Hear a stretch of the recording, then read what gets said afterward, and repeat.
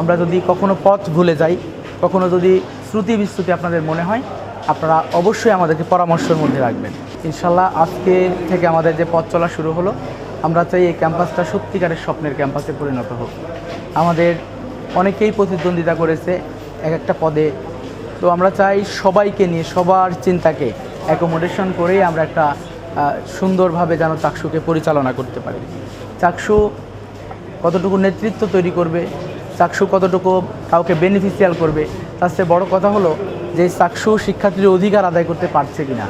আমি বলতে চাই, আমরা যদি কখনো পথ ভুলে যাই, কখনো যদি শ্রুতি বিস্মৃতি আপনাদের মনে হয়, আপনারা অবশ্যই আমাদেরকে পরামর্শের মধ্যে রাখবেন। এবং আমরা চাই যে আমাদের ক্যাম্পাসের যে দুজন ভাই শহীদ হয়েছেন, আমাদের শহীদ তরুয়া এবং শহীদ ফরহাদ, তাদের স্মৃতি বিজড়িত এই ক্যাম্পাসটাকে যেন আমরা সম্পূর্ণভাবে তাদের স্বপ্নের মতো করে সাজাতে পারি। ক্যাম্পাসে যত ধরনের সমস্যা আছে সেগুলো যেন সমাধানের জন্য আমরা কাজ করে যেতে পারি। আপনাদের কাছে আমরা উদারত আহ্বান রাখছি, আপনারা এই নির্বাচনে যেভাবে আমাদের পাশে ছিলেন আগামীতেও পাশে থাকবেন। এবং আমার শিক্ষার্থী ভাই বোনদের কাছে আমি খুবই কৃতজ্ঞ যে তারা আমাদের উপর এত বেশি আস্থা রেখেছে, আমার প্যানেলের উপর এত বেশি আস্থা রেখেছে যে বলা যায় প্রায় পূর্ণ প্যানেলটাই আজকে একদম বিজয়ী হয়ে গেছে। তো যারা অন্য প্ল্যাটফর্ম থেকে এসেছে, আমরা তাদেরকে শুভেচ্ছা এবং অভিনন্দন জানাই।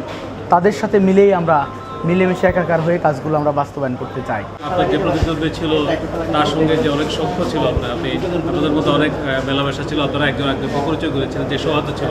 এই বিজয়ী হওয়ার পরে আপনি তাকে আসলে, আমি তো বলতে পারি যে তাকে ফোন দেওয়া, তার সাথে আচরণ কী হবে এবং তার দলের সঙ্গে আপনার উন্নয়ন কাজে অথবা অন্যান্য কাজের সঙ্গে আপনার সম্পর্কটা কেমন হবে? একজন এজিএসও কিন্তু আপনার ক্যাবিনেটে আসছে তাদের পক্ষ থেকে।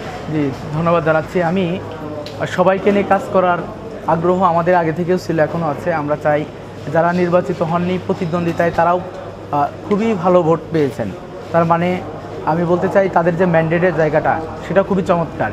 আমরা প্রথমে অবশ্যই শুভেচ্ছা বিনিময় করব, এর মাধ্যমে আমরা যে পথ চলা শুরু হবে, আমরা তাদের চিন্তাগুলো আমরা নিতে চাই।